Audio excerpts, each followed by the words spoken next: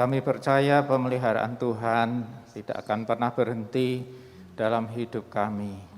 Malam hari ini kami mau belajar memahami tentang kehidupan yang Tuhan sudah berikan kepada kami, supaya kami lebih berhikmat dan bijaksana dalam menjalani hidup kami ini. Terima kasih Tuhan, kami menyerahkan waktu ini dalam tangan Tuhan, di dalam nama Tuhan Yesus Kristus kami berdoa, amin. Dipersilahkan duduk. Shalom, shalom ya.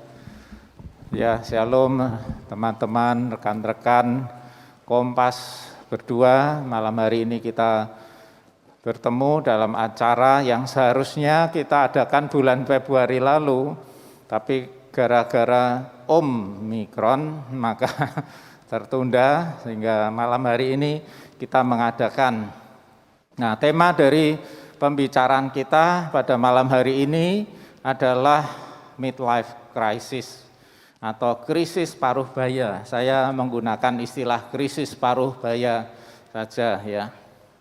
Nah, saudara-saudara, krisis paruh baya itu bisa saja dialami oleh setiap orang yang ada di usia antara 45 tahun sampai usia 65 tahun atau orang-orang yang ada di usia paruh baya. Nah, saya kira yang hadir di sini termasuk usia itu enggak? Ada yang di bawah 45? Ya, enggak ada ya. Nah, kalau begitu cocok semua ya kita ngomong tentang ini krisis paruh baya. Nah, bisa dialami oleh setiap orang yang sedang menginjak usia paruh baya. Tetapi tidak semua orang akan mengalaminya ya. Menurut ya bacaan-bacaan itu kira-kira seperempatnya, 1 di antara 4 orang yang mengalami krisis paruh baya itu. Dan gejala-gejala krisis itu ya tidak semuanya yang ekstrim-ekstrim ya, ada yang ringan-ringan atau yang biasa-biasa saja. Nah, yang ekstrim, yang berat itu contohnya itu seperti rasa takut akan kematian.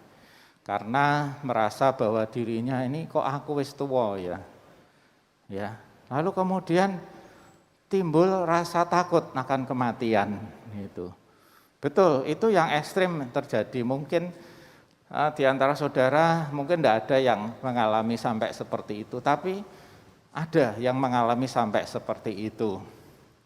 Dan juga yang ekstrem lagi adalah yang khususnya yang cowok ya. Lalu kelihatan mau menjadi seperti muda kembali, dandanannya kayak anak-anak ABG. Lalu kemudian suka ngejar-ngejar cewek ya. Itu yang sering disebut apa? Sering disebut puber kedua ya. Tapi di sini nggak ada ya yang puber kedua.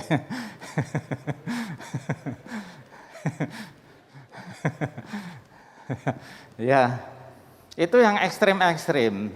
Tapi yang gejala-gejala yang ringan, ya kok kayak COVID aja ya, gejala berat ada gejala ringan.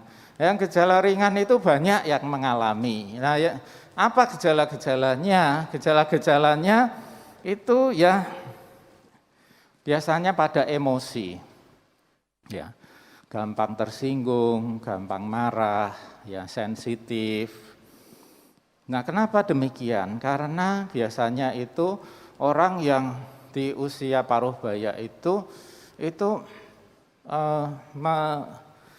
flashback, meninjau kembali tentang perjalanan hidupnya yang sudah dia lewati. Ternyata banyak keinginan-keinginan, harapan-harapan yang tidak tercapai. Nah, itu yang membuat dirinya merasa kecewa, ya, merasa nyesel. Nah, kalau perasaan itu terus-menerus dibiarkan, itu bisa menjadi krisis, yaitu gampang tersinggung, mudah marah. Ya. Nah, masalah yang biasanya, nah ini yang banyak kita bicarakan malam hari ini, yaitu dalam hubungan dengan pasangan, hubungan suami istri, ya. Yaitu apa?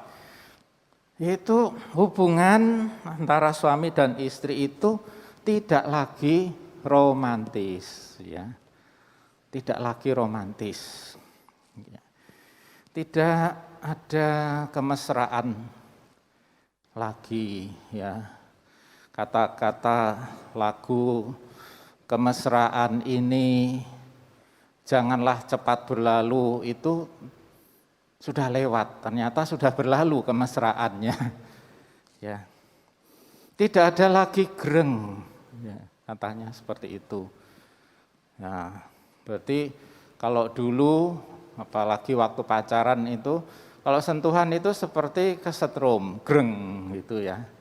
Lama-lama grengnya itu berkurang, lalu kemudian ketika memasuki paruh baya, lalu nggak ada lagi, ya.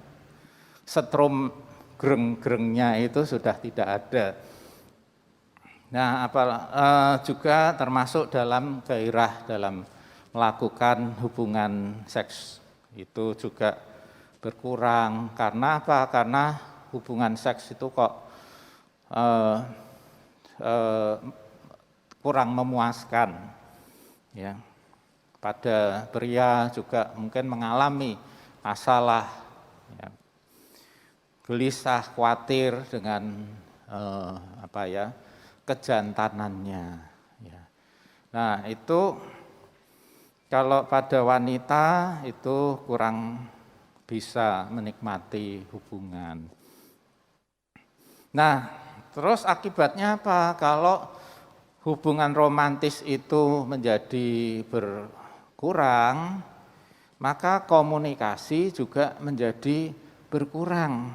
Ketertarikan itu menjadi berkurang, maka hubungan komunikasi itu juga hanya seperlunya saja. Ya. Dan kemudian sebagai pelampiasannya, ya, kalau dulu suka cerita-cerita, ngobrol-ngobrol, lalu kemudian karena sudah jarang, maka pelampiasannya itu pada kesibukan masing-masing. Entah ya yang biasanya itu sibuk dengan gadgetnya masing-masing, ya, sibuk dengan medsos. Karena itu ya usia paruh baya itu banyak yang sangat aktif di medsos, ya, upload, ya, semua diupload, ya, semua dikomen nih, ya, rajin sekali. Karena apa? Karena yaitu pelampiasan, pelarian daripada meneng-menengan, ya, tidak ada komunikasi dengan pasangan, kemudian pelampiasannya lari kepada medsos. Nah, itu akhirnya terus cuek, ya, satu dengan yang lain. Nah, inilah yang sering terjadi, saudara-saudara, gejala-gejala yang ya bisa dibilang ringan, biasa, tetapi itu juga sebenarnya serius juga, masalah juga, ya. Nah, apa yang menjadi penyebab dari masalah-masalah itu? Sebenarnya penyebabnya itu kan kompleks. Tapi yang memang menjadi penyebab utama itu kan faktor biologis, ya, faktor U. Karena dengan bertambahnya usia, maka ya ini tubuh kita itu kan ada hormonnya. Kalau pria itu hormon testosteron, kalau wanita itu hormon estrogen. Nah itu yang menimbulkan itu romantisme, ya, keinginan untuk mendekat, keinginan untuk juga melakukan hubungan suami istri. Nah itu sudah menurun. Nah maka wajar kalau keinginan tadi juga menurun. Ya. Nah, selain itu juga perubahan-perubahan pada kondisi jasmani, misalkan berat badan bertambah dengan cepat, muncul kerutan-kerutan pada kulit, wajah. Ya, ini menyebabkan orang menjadi kurang percaya diri. Terus juga faktor-faktor lain seperti stres dalam pekerjaan, karena pekerjaan tuntutan semakin lama semakin meningkat. Ya. Nah, bagaimana biasanya suami istri meresponi masalah-masalah ini? Ya. Nah, pastilah semua orang yang ada di usia parubaya itu menyadari problemnya ini, pasti menyadari. Nah, kemudian bagaimana meresponinya? Nah, biasanya itu ada yang meresponi itu dengan sikap pasrah ya. Dengan berpikir memang, memang saya ini sudah tua, ya. Kalau mungkin kita melihat di cermin, aku iki wis tua, ya. Lalu kemudian hubungan suami istri tadi yang menjadi dingin itu, kemudian dibiarkan saja, ya sudah, memang sudah tua, mau apa lagi, ya. Nah, tapi ada juga yang bereaksi dengan panik, kepanikan itu. Misalkan ini ya, pada kaum pria yang karena menurunnya kejantanan itu, lalu kemudian ingin membuktikan bahwa dirinya itu masih memiliki kejantanan, ya. Jadi karena dia itu tidak mau atau tidak bisa menerima bahwa mungkin kejantanannya itu sudah menurun, maka dia mau membuktikan bahwa dia itu sebenarnya masih punya itu. Ya, dengan cara apa? Dengan cara yaitu menjalin hubungan dengan wanita lain. Nah, itu adalah reaksi kepanikan terhadap proses yang terjadi di dalam diri seseorang itu. Ya. Sesuatu yang direaksi dengan kepanikan itu pasti hasilnya akan tidak baik, ya. Pasti akan menghancurkan baik hidupnya secara pribadi ataupun juga hidup rumah tangganya, pasti itu. Nah, sekarang cara merespon yang sehat dan yang benar itu bagaimana? Ya. Pertama, namanya krisis itu adalah sesuatu yang lumrah, biasa terjadi pada setiap orang. Nah, kita harus menghadapinya dengan kesiapan mental. Ya, artinya jangan bingung, jangan panik. Karena kalau kita berada di usia parubaya ini, kalau kita menghadapinya dengan negatif, ya, itu akan justru menghancurkan diri kita sendiri. Tapi kalau kita menghadapinya dengan bijak, itu justru akan mendatangkan manfaat positif bagi kita. Ya. Nah, kita harus melihatnya secara positif, yaitu ketika kita berada di usia parubaya itu, kita itu sedang ada di puncak kehidupan, ya. Sudah punya banyak pengalaman dalam hidup ini, sehingga kita bisa menjadi lebih bijak dalam berpikir. Kita ada di puncak produktivitas, ya.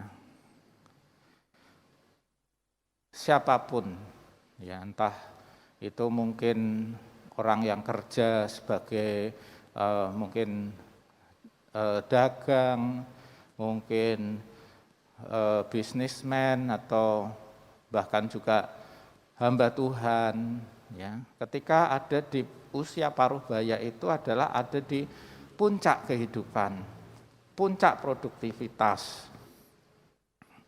Nah, itu yang harus dicatat, ya, bahwa kita ada di puncak kehidupan. Umpama kita itu sebatang pohon, itu adalah saatnya kita menghasilkan buah yang maksimal. Nah, karena itu kita harus menjaga kesehatan kita untuk supaya menunjang kita bisa hidup dengan maksimal, ya, pola makan yang sehat, mengurangi makanan yang berkarbohidrat, lemak, gorengan, istirahat cukup, olahraga secara rutin. Nah, itu akan membuat kita bisa produktif, maksimal dalam hidup kita. Lalu kemudian kita harus memperkaya dalam hubungan dengan pasangan, ya.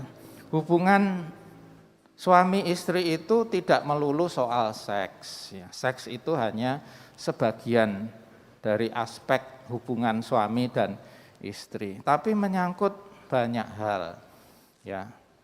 Nanti akan lebih dijabarkan oleh Bu Evi, ya. Kita lebih mengenali pasangan, kita juga bisa lebih memahami, ya. Hubungan seks penting, ya. Ya, tapi mungkin tidak sesering sebelumnya. Nah, tapi perlu tetap dijaga, dipelihara, jangan sampai dibiarkan mati atau dingin. Ya, perlu dijaga tetap bagaimanapun hubungan yang romantis, ya, sekali-sekali pacaran, sekali-sekali makan berdua. Ya, untuk menjaga, memelihara hubungan romantis itu tetap terjaga. Nah, terlebih juga luruskan pikiran dengan pedoman iman agar kita tidak jatuh ke dalam dosa, ya, ke dalam hubungan yang tidak pantas, takut akan Tuhan, kesetiaan pada janji nikah. Nah, itu yang saya sampaikan. Nah, nanti akan disambung oleh Bu Evi. Silahkan Bu Evi melanjutkan sharing mengenai krisis paruh baya.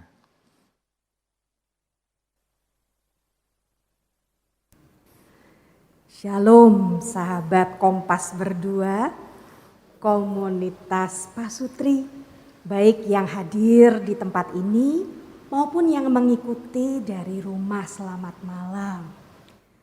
Ya, kita masih bicara mengenai midlife crisis, sedikit mengulik kembali tentang krisis paruh baya, ya.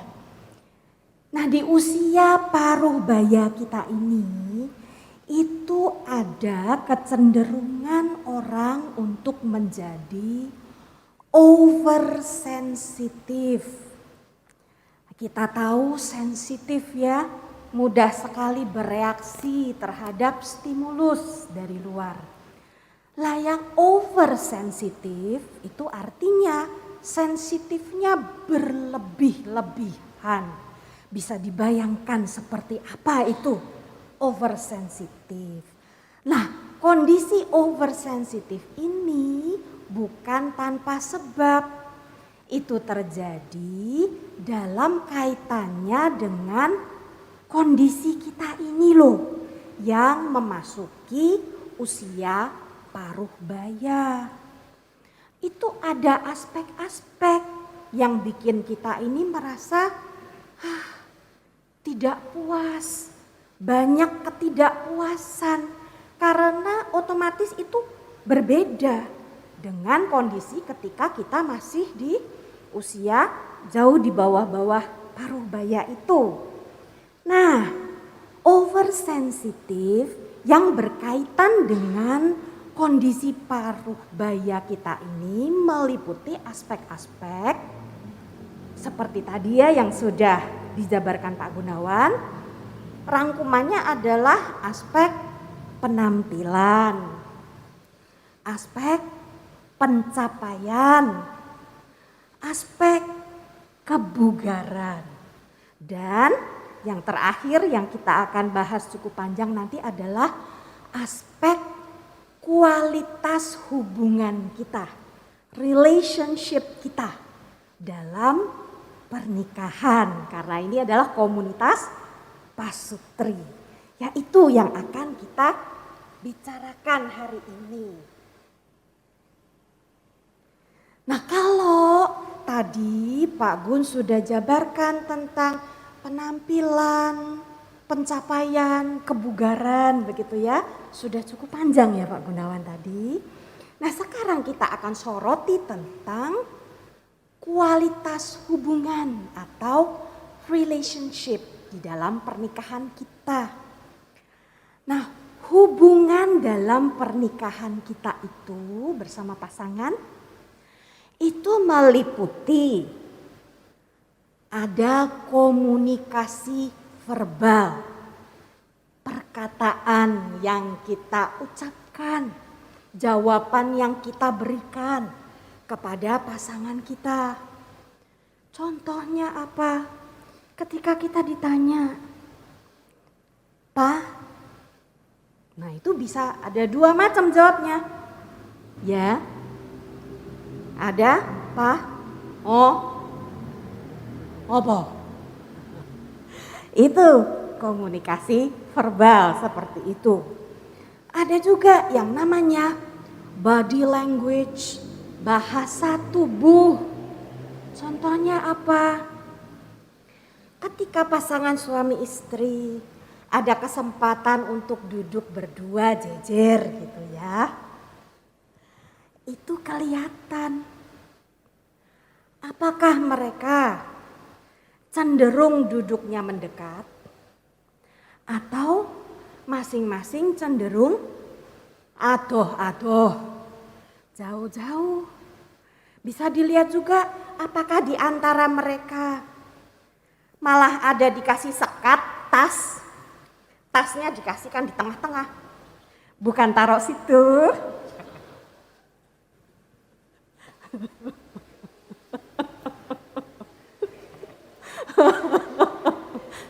Partition ya.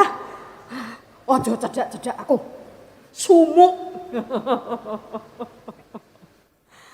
Itu kelihatan body language. Jadi sebelum masa-masa Covid itu sudah ada social distancing antara suami dan istri. Belum diharuskan social distancing, sudah auto social distancing. Itu body language. Ada lagi interest, minat kita terhadap kehidupan pasangan, terhadap perasaannya dia, terhadap apa yang dia jalani sehari-hari. Interest itu kalau masih positif, tampak kalau pasangan kita cerita, kita ada eye contact, kita kadang-kadang respon, "Oh iya toh, kapan?" Nah gitu. Tapi kalau interest itu sudah terkikis, nanti pasangan kita cerita banyak, panjang lebar. Terus kemudian angop, ngantuk, serasa didongengi, dongeng sebelum tidur. Atau kalau tidak, dia tanyanya apa? Tanyanya sesuatu yang sudah kita jelaskan panjang lebar tadi waktu kita curhat. Nah, itu interestnya masih atau sudah terkikis. Nah, seperti itu. Lalu tentu saja dalam yang namanya hubungan atau relationship ada aspek romantisme. Nah, dalam aspek romantisme ini ya kita melihat pasangan sebagai sosok yang dirindukan, kita ingin selalu dekat. Kalau pulangnya kelamaan kita bertanya-tanya, ini ada apa?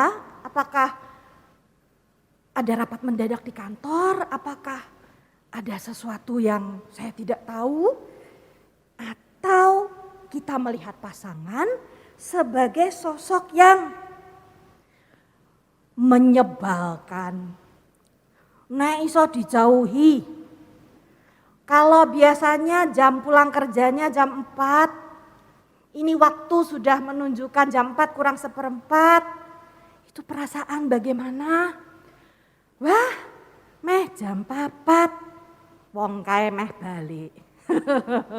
Atau, wah jam 4 kurang seperempat, sebentar lagi datang dia, siap-siap. Nah, itu terlihat. Jadi dalam suatu hubungan ada yang namanya komunikasi verbal, body language, interest, dan romantisme.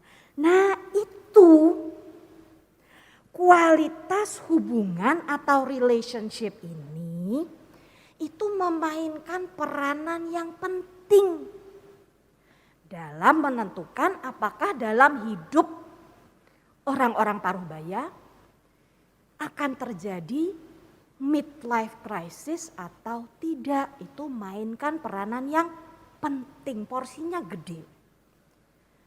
Padahal usia Paruhbaya, kualitas relationship kita dengan pasangan banyak banget kejadian, wah turun drastis, merosot.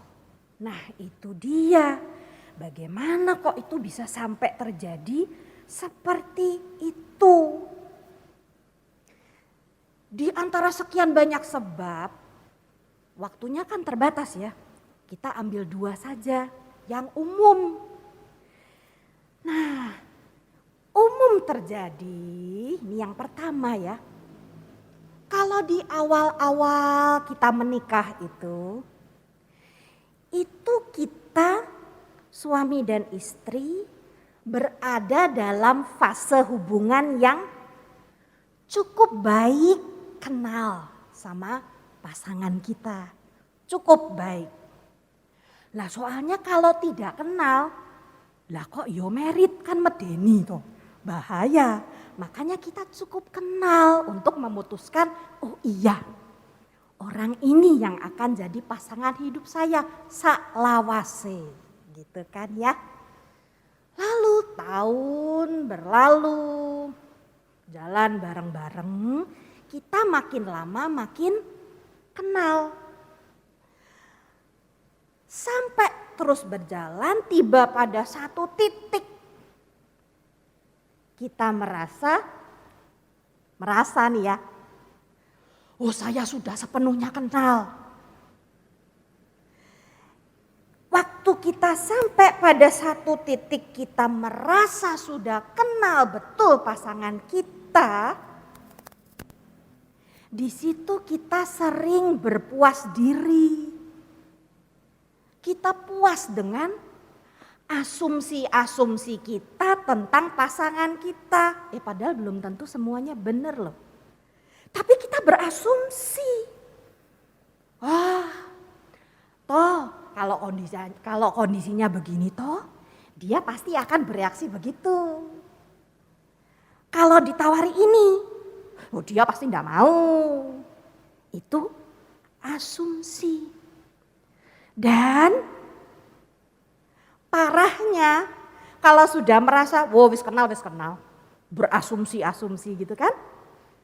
Terus ya itu dari tahun ke tahun merasa ya itulah pasangan saya nih seperti itu. Padahal kita kan punya gadget ya. Yang namanya gadget itu secara berkala kan ada update. Aplikasi dalam gadget kita juga demikian. Secara berkala ada update. Kalau kita abaikan saja bisa. Update sekali, 2 kali, 3 kali kita abaikan. Apa-apa ngentek-ngenteknya kuota gitu ya. Lalu setelah sekian lama kita abaikan, sampai pada suatu saat kita mau buka nih aplikasinya. Terus ada warning di situ dibilang, tidak bisa nih aplikasimu sudah outdated. Kalau mau dipakai lagi, bisa caranya apa? Di-update dulu. Selama kita tidak mau update, ya wis macet, tidak bisa dipakai itu si aplikasi. update dulu. Nah, aplikasi saja, gadget saja butuh update secara berkala. Apalagi kita manusia. Manusia, people change. Kita itu dinamis. Manusia itu pola pikirnya berkembang, minatnya bisa bergeser, cara pandangnya bisa berubah. Demikian juga dengan pasangan kita. Orang yang kita nikahi 30 tahun yang lalu atau 20 tahun yang lalu itu tidak persis sama plek dengan orang yang ada di sisi kita sekarang. Kalau kita masih merasa, tetap sama, itu ada something wrong bukan dengan pasangan kita, dengan kita. Jadi jangan berhenti untuk terus berusaha mengenal pasangan kita. Karena itu adalah salah satu kunci hubungan kita bisa tetap segar. Kalau dibiarkan, tidak pernah update hubungan kita dengan pasangan, maka nanti tahu-tahu belasan tahun ke depan kita bangun tidur di samping orang yang kayaknya kok asing banget ya. Jauh banget dari bayangan kita tentang suami istri idaman yang langgeng dan mesra sampai tua. Lagi kok aku lihat ke sampingku, sopo iki? Mau pegang tangannya saja kok rasane kok wagu. Mau cerita-cerita apa? Rasane sudah gak ada yang mau diceritain. Jadi jangan berhenti. Terus kenali pasangan kita, terus komunikasi. Nah, itu tadi yang pertama ya. Terus yang kedua, ada hal lain lagi yang menyebabkan terjadinya penurunan kualitas hubungan kita dengan pasangan. Apa ya? Kita ingat-ingat ya, dulu di awal-awal tuh ya kita menikah, itu kok rasanya kita bahagia banget. Kalau berhasil bikin dia seneng, bikin dia senyum gitu ya. Rasanya kita bahagia. Juga kita berusaha untuk melakukan yang terbaik buat pasangan kita. Kita lakukan yang terbaik buat mendapatkan pujiannya. Aduh begitu ya. Kalau sudah dipuji itu rasanya accomplishment bener itu.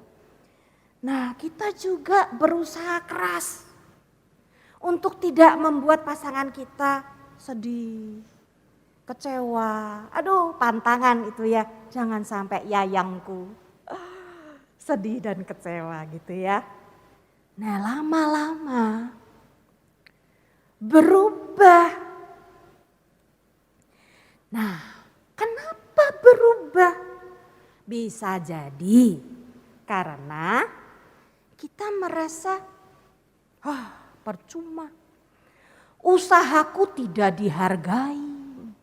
Sudah capek-capek, kalau yang perempuan ya, sudah capek-capek tak masakkan hisit, angel loh masak hisit itu. Aku saja belajar bolak-balik, aduh rasanya kok enggak pas-pas gitu. Ketika aku sudah rasanya bisa bikin hisit, aku dong sajikan buat suamiku. Ngomongnya piye Jal? Udah lain kali beli aja. Lebih sedep nek beli. Kowe kan ya ora kangelan to yo. Ya tahu sayang, kalau beli itu lebih enak. Tapi kan mbok ya dihargai, ini loh jerih lelahnya berusaha menyenangkanmu yang beb gitu. Kalau yang cowok, wis kangelan aku bingung-bingung mikir. Ini Valentine mau tak kasih kejutan apa? Lah, tak belikan tas. Lah kok diterima, dibuka, bar ngono kok dijarke, didiemin di lemari sampai debunen. Loh, di lemari debunen ki angel kan. Sampai debunen rata dinggo. Wah, wis lain kali jangan harap tak beli no tas coklat wae gah aku. Gitu kan ya. Kita merasa tidak dihargai. Atau bisa juga karena kok berubah lah Pak? Kita merasa tidak ada upaya yang sepadan dari pihak pasangan kita. Lah, ngapain aku susah-susah bikin dia seneng? Loh, wong dia aja ndak pernah musingin aku seneng apa ndak? Nah, kalau merasa tidak ada usaha yang sepadan, ya berubahlah. Ganjalan, kekecewaan yang kayak gitu-gitu itu loh. Itu yang berjalan menahun, itu bisa buat bisa bikin hubungan yang tadinya sehat itu lalu jadi sakit kronis. Terjadinya pelan. Tapi menahun. Terus kalau tidak diatasi cepat-cepat, itu nanti akibatnya fatal. Nah itu, jadi jangan kita biarkan ganjelan, kekecewaan itu jadi kanker dalam hubungan pernikahan kita. Yuk segera dibicarakan, segera diatasi bersama supaya tidak terjadi penurunan kualitas hubungan yang bisa memicu timbulnya midlife crisis.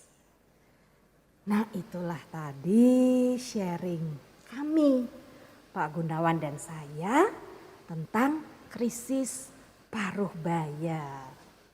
Dan ya Pak Gun ya, malam ini kita akan ditemani oleh dua pasang suami istri ya Pak Gun. Siapa ya? Ya, Pak Andi dan Bu Lili. Ya silahkan bisa bergabung di depan. Lalu Pak Wawan dan Bu Neni, silahkan mari. Ya kita ngobrol-ngobrol.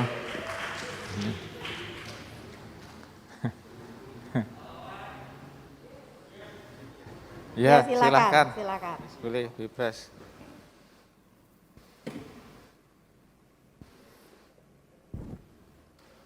Ya, jadi supaya kita ndak ngomong hanya sekedar teori saja, tetapi juga real dari pengalaman, maka kami menghadirkan dua pasang suami istri ini untuk bisa kita sama-sama sharing dalam hal menghadapi krisis paruh baya yang tadi sudah kita bicarakan. Nah, pertama saya mau tanya dulu ya, kepada Pak Andi dan Pak Wawan,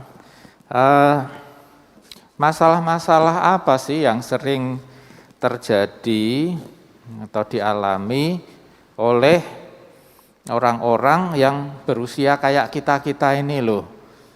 Mungkin kalau Pak Andi, Bu Lili, dan Pak Wawan, Bu Neni itu usianya di atas 50 ya?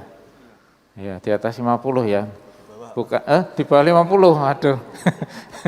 Nah, berarti juga mengalami ya, sedikit banyak mengalami tadi krisis paruh baya, gejala ringan aja ya, bukan gejala berat ya. Karena mulai 45 sudah masuk ya itu ya paruh baya. Ya, nah bisa disaringkan masalah-masalah apa sih yang umumnya orang mengalami itu, bisa dari pengalaman Pak Andi, Pak Wawan sendiri, atau mungkin pengamatannya terhadap orang lain pada umumnya itu yang sering dialami atau yang mungkin paling mengganggu ya, paling sering mengganggu itu apa ya? Mari silahkan Pak Andi dulu apa Pak Wawan dulu, silahkan. Ya silahkan Pak Wawan dulu. Shalom teman-teman. Oke, saya awali dulu. Saya menginjak pernikahan saya ini sudah 27 tahun. Saya sama istri usia 47 tahun karena saya sudah sekarang 57 mau masuk 58. Sedangkan istri saya baru 50 mau 51 ya. Ya.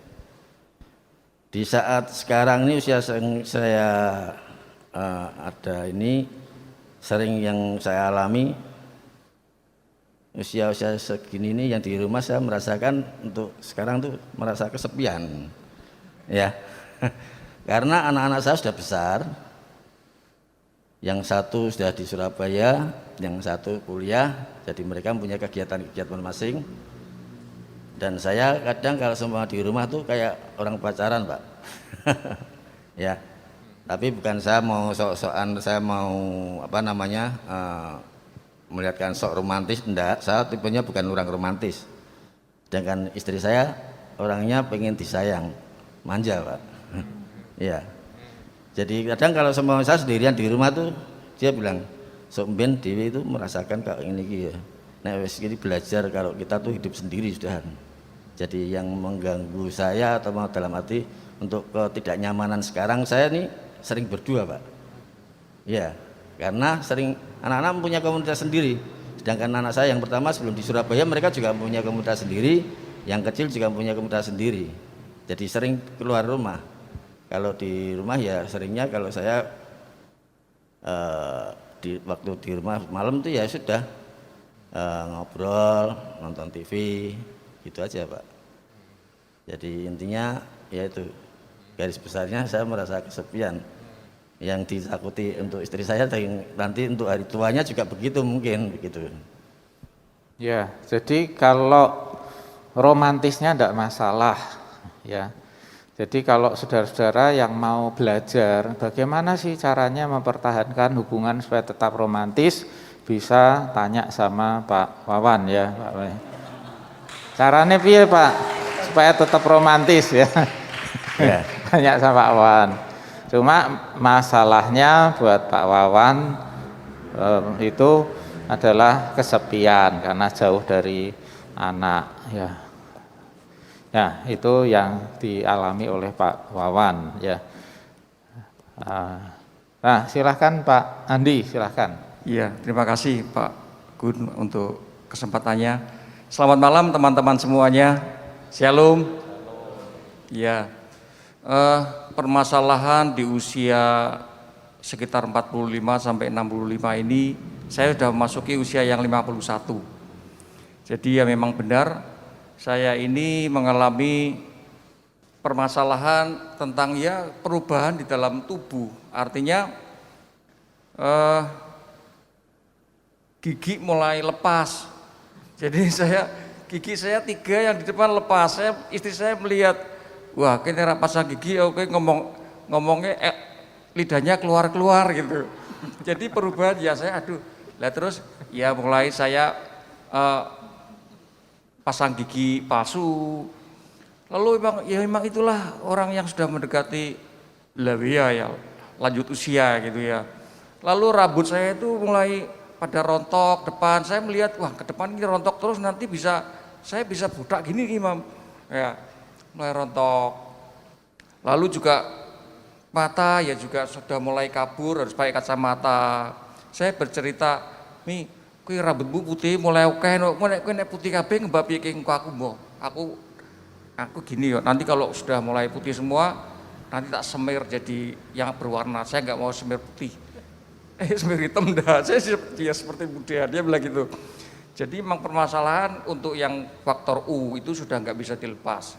Lalu untuk faktor pekerjaan saya ini seringkali stres dengan pekerjaan, apalagi jika diganggu oleh pegawai. Tekanan pekerjaan yang tinggi, saya harus menghadapi pekerjaan yang harus saya selesaikan kalau diganggu pegawai saya seringkali marah-marah sama istri. Padahal sebetulnya setelah saya telaah sendiri, saya pikir aku tidak direwangi bojoku ya kacau sebetulnya. Jadi ya saya ingin menyelesaikan pekerjaan sendiri, saya bertanggung jawab kepada suatu pekerjaan untuk menyelesaikan agar semuanya baik. Ya semuanya memang saya kembalikan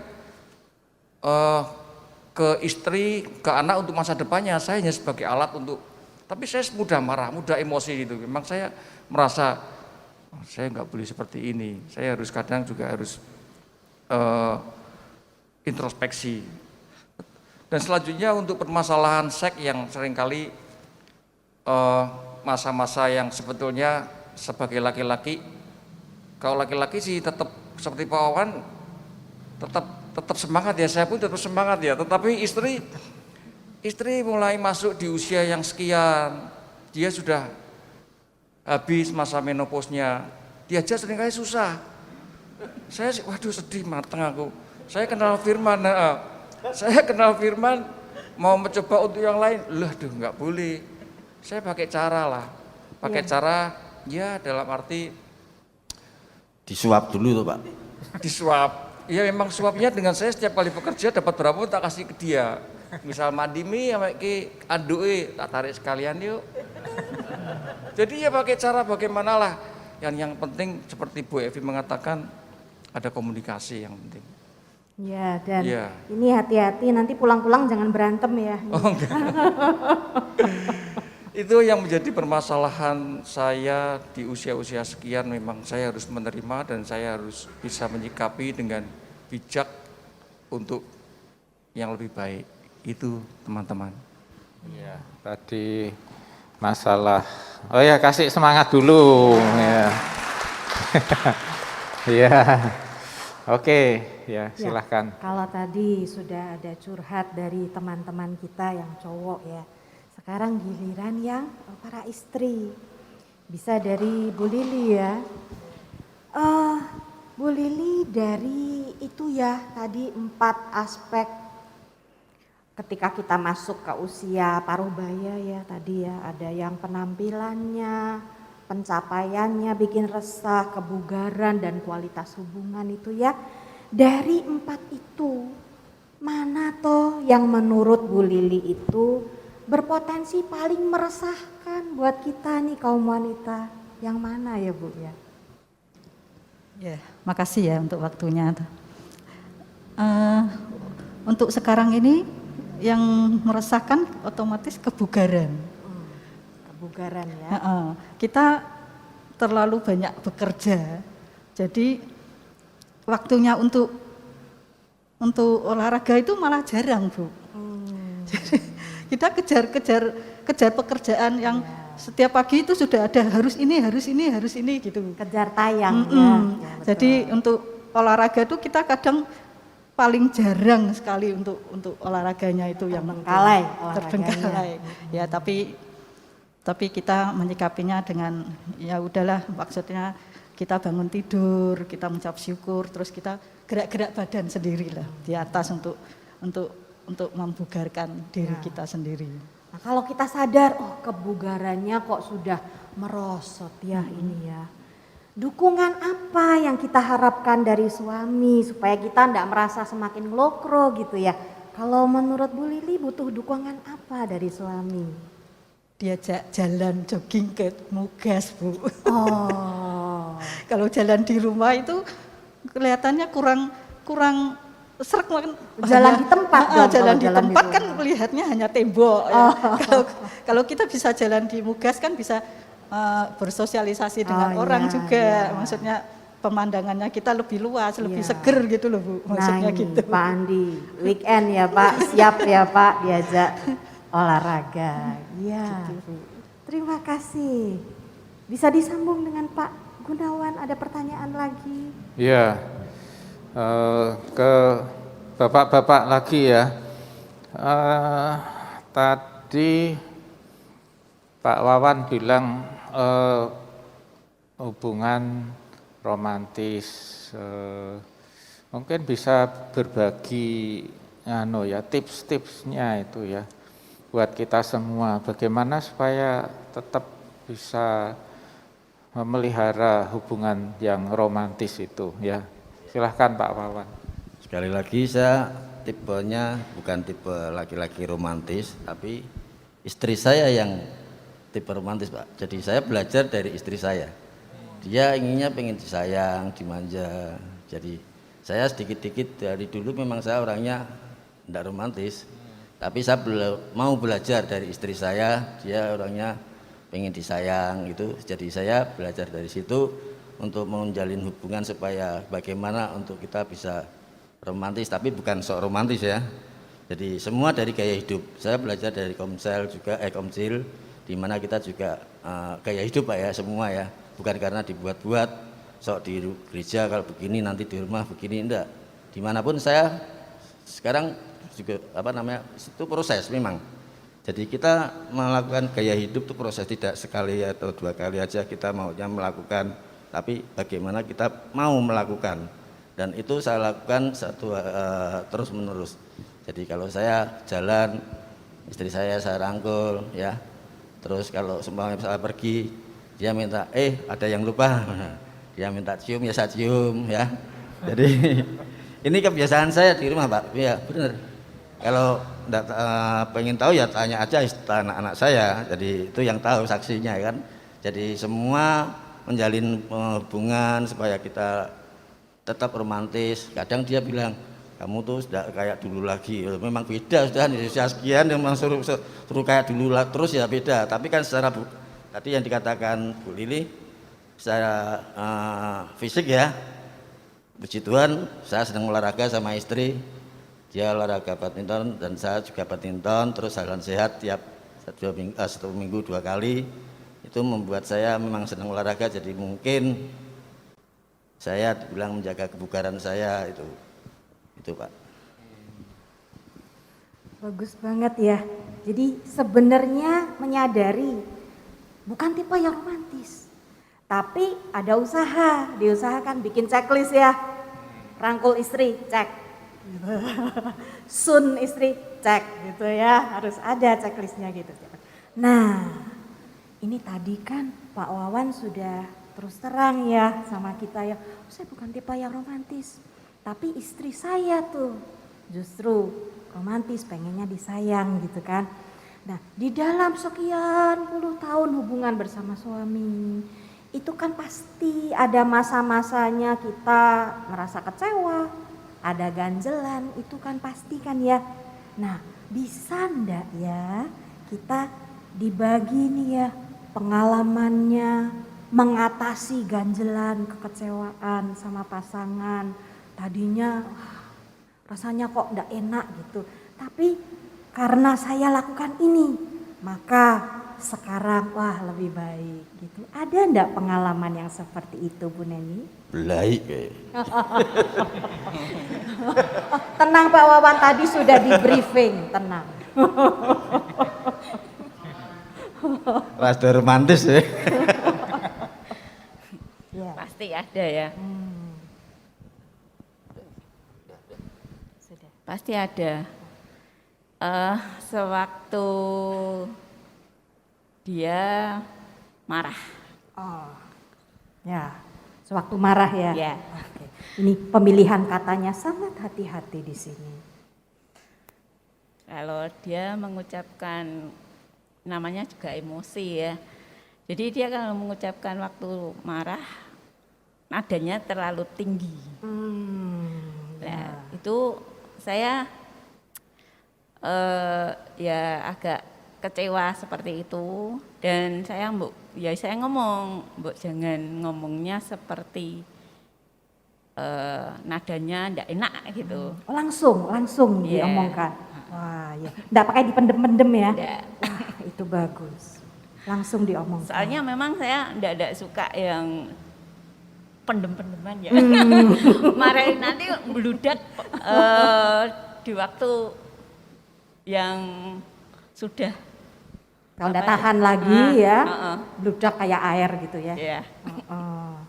Ya. Lalu kemudian setelah diomongkan gimana terus?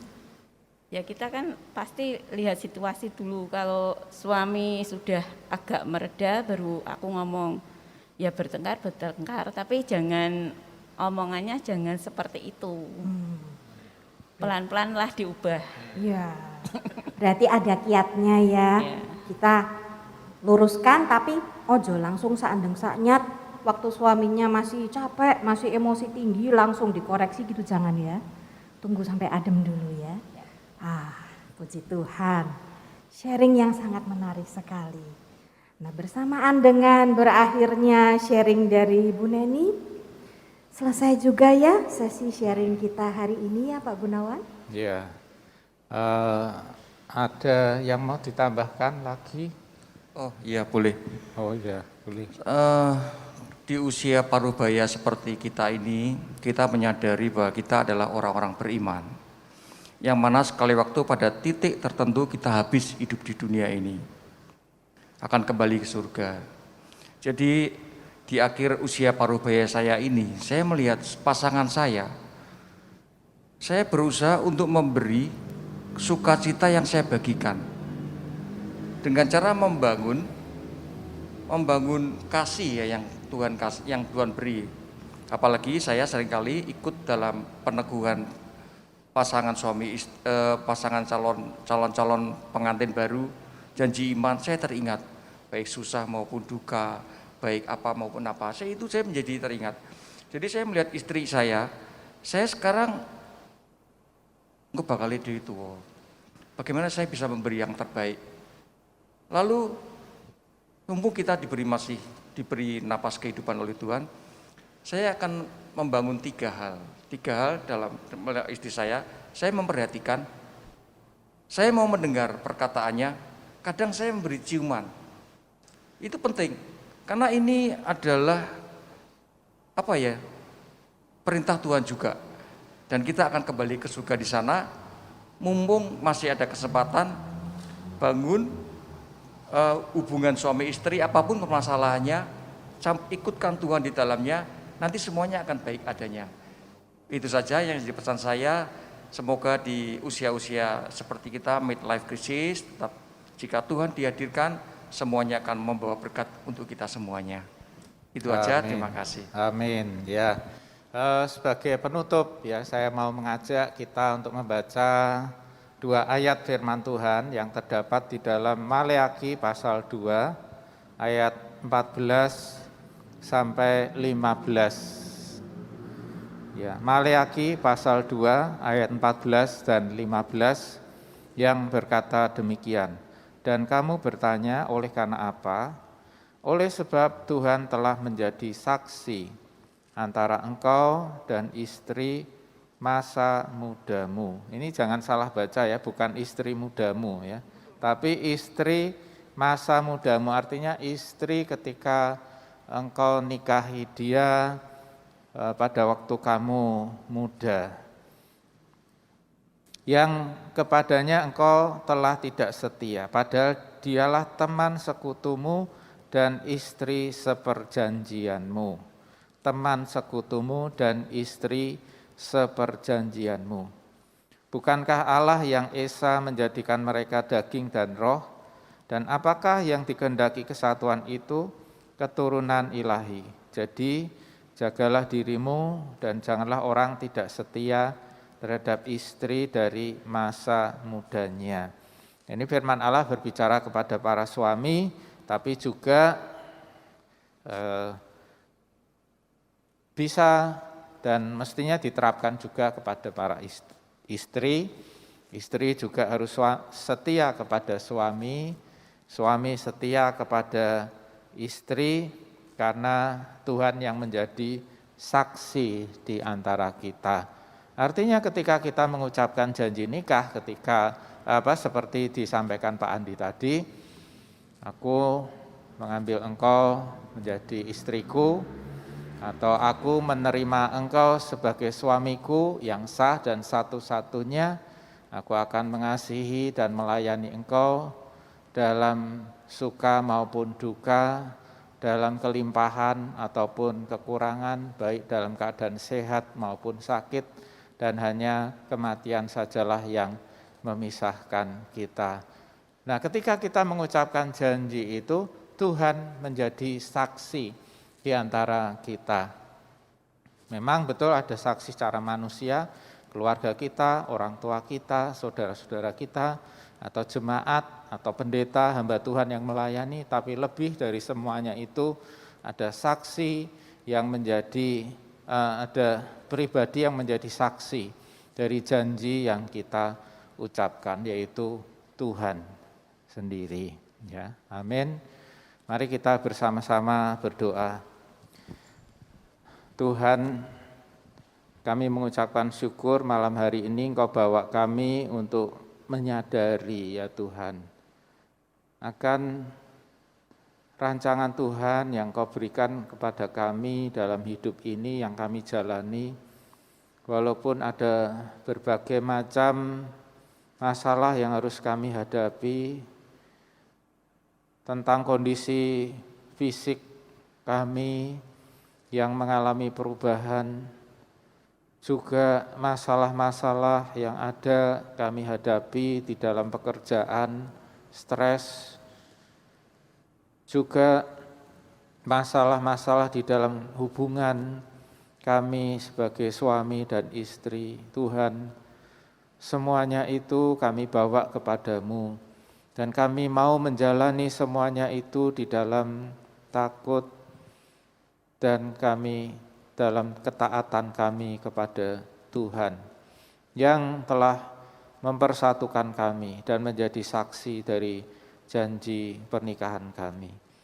Kiranya Tuhan menolong setiap kami ya Tuhan pada malam hari ini yang ada di tempat ini dan yang juga mengikuti acara ini ya Tuhan secara online.